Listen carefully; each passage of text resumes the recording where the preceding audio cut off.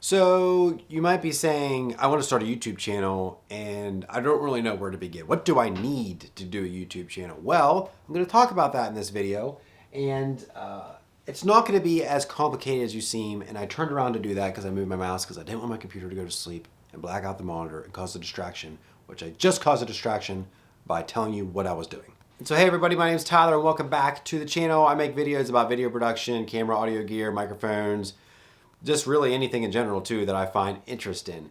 And so today I want to talk about YouTube, about getting yourself off the ground if you want to start making videos. And I want to keep this very simple and somewhat short. And just to let you know that if you are thinking about starting a YouTube channel, do not think that you need to buy the latest and greatest gear. Let me show you something, for an example, what you do not need to buy. Please do not go out and buy yourself, unless you have a lot of video work or you're a freelancer or like you produce videos for your business. Do not go out and buy a C100 or a different kind of $3,000 camera, $4,000 or $5,000 camera. You do not need to do this, okay? Maybe after you do it for a few years and you say, you know what, I really want to level up my video, then buy yourself a camera that costs a couple $1,000s.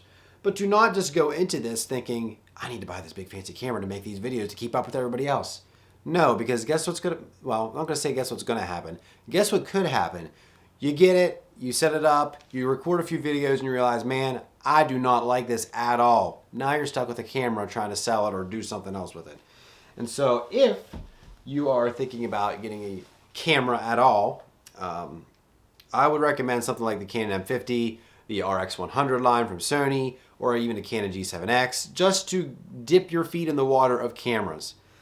The other thing you could do is use the camera that you have in your pocket, also known as your cell phone. And so this is the iPhone 12 Pro, and it has a really good camera on it, and there's no reason why you would not be able to run a YouTube video or run a YouTube channel really off of this device. You could really edit on this, some basic editing through some apps. Your pictures, you can design your thumbnails on here, you can shoot your video. Is it super easy to do all that on this phone? I mean, I wanted to consider it easy. It's possible, and you can avoid having to buy a bunch of other equipment. But I started my YouTube channel with an iPhone 4. But the iPhone 4 is what I used for a long time before I got my Canon T3i. And when I got my Canon T3i, I didn't just use it for YouTube. I did a little bit of photography for some people I was building websites for. So it was dual purpose for me. I didn't buy it just for YouTube. Now, YouTube was a heavy influence because I was like, you know, I want to up my video game. But I used it for other things. Now, microphones. A microphone might be something you want to consider buying. I know they make all kinds of microphones you can plug into the bottom of your iPhone. It's like a clip-on type of thing going on. Or you could get something like the Tascam. I have one over here. Oh, this is a Tascam DR07 Mark II. I don't even know if they make this anymore. But you can just set this on a tripod. If you have your like a phone doing your video, set your phone on a little tripod, little selfie stick or whatever. Set this on a little tabletop tripod to record, sync your audio, and match your audio up in post, and then you're good to go. And that's a really nice way to get some good quality audio if you don't want to get a microphone that plugs into your actual cell phone.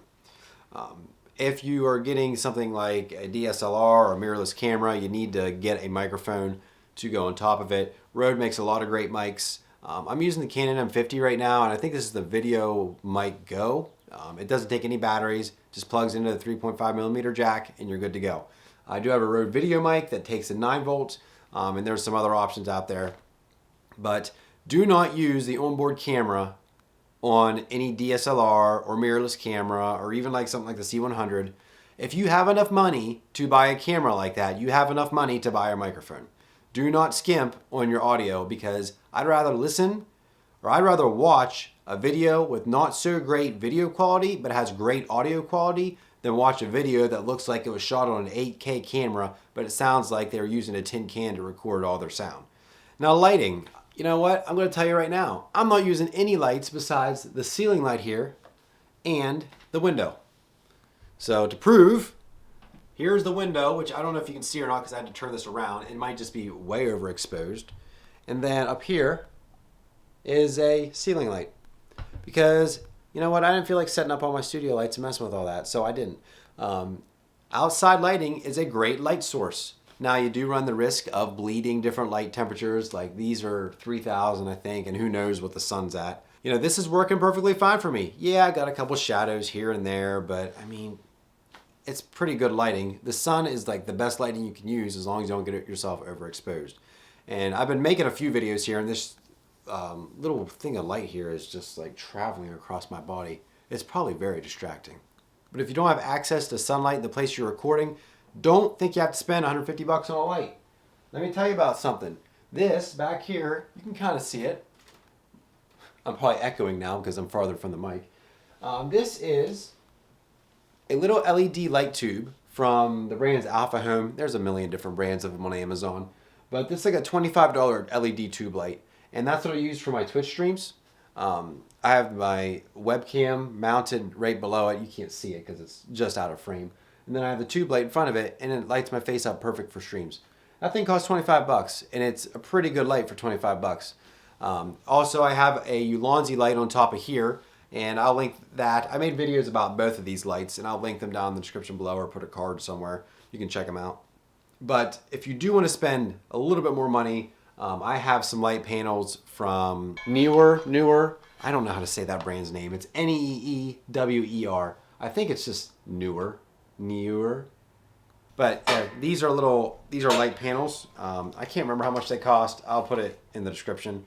But they're pretty good. I got a pack of 2, and you can dim them, and you can.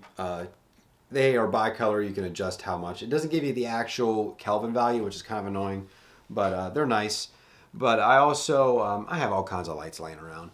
But don't think you have to go out and buy some RE. I think that's a brand name, like super expensive $500 light. Just use what lights you can get your hands on, because the message that you're sharing is more important than the gear that you're using to a point. Gear will help elevate you and make your content pop a little bit more, but if you're having a good message and what you're sharing is valuable information, that really should take priority over everything else. And also a good computer chair that doesn't sink every now and then should also be a priority. And so that's going to be it for this video. Hopefully it helps somebody out there who's thinking about it and was wondering, do I need to buy all this fancy stuff? Don't get caught up with trying to keep up with everybody else as far as their gear and their equipment. Just focus on sharing your message and trying to help others, and you should be good to go, at least to start out. And so that's going to be it for this one. Thank you all so much for watching. If you did enjoy, leave the video a thumbs up. Make sure you comment down below if this video helped you out at all. And yeah, subscribe for more videos from me. And social links are all down in the description below, as well as some other channels and other projects that I'm involved in. And so that's going to be it for this one. Thank you all so much for watching, and we'll see you guys in the next video.